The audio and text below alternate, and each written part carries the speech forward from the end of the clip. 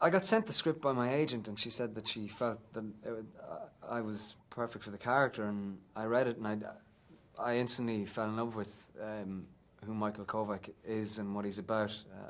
I felt I knew the guy inside out, and I did a taping then in my best friend Shane's.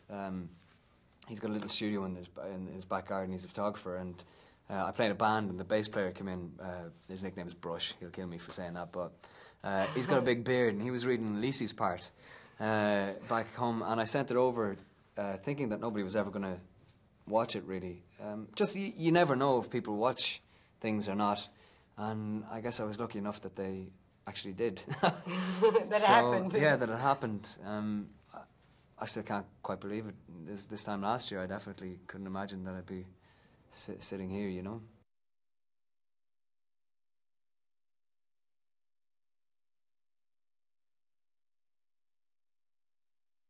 I think I was curious about more than skeptical. I think once you jump in a project like this, you have to do research, especially I was, as a journalist, you need to find a way how to get an answer.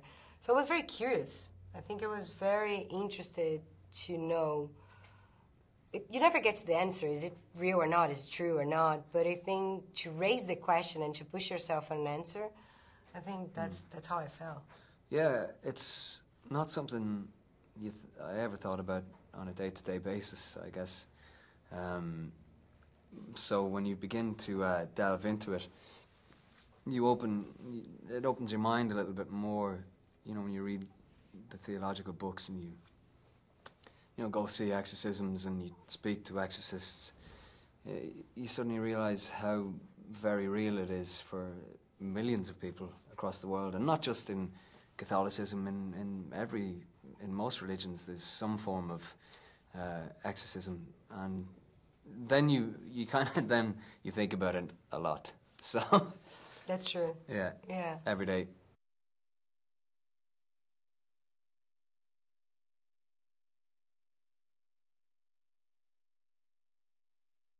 Yeah, there's a few things that happened to my character happened to me in real life.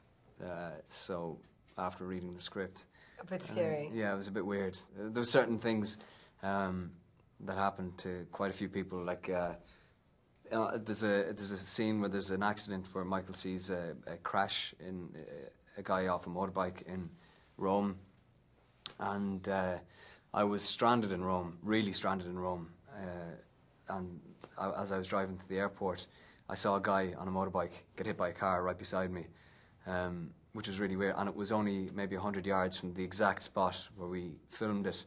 Then a few weeks later, and there was a couple of other bits and pieces. I don't want to go into it because it'll ruin the film, but yeah, there's a couple of bits and pieces that happen. Yeah, freaked me out a little bit.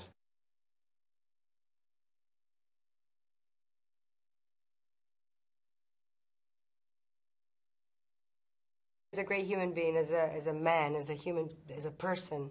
Yeah. He's phenomenal, generous, kind, and adorable. But yeah. Acting was... It's just an incredible experience to watch somebody who is, one of the most gifted actors, I believe, of all time, to do what they do so well. You can't help but be inspired by it day to day, and I mean, it's incredible. It's phenomenal.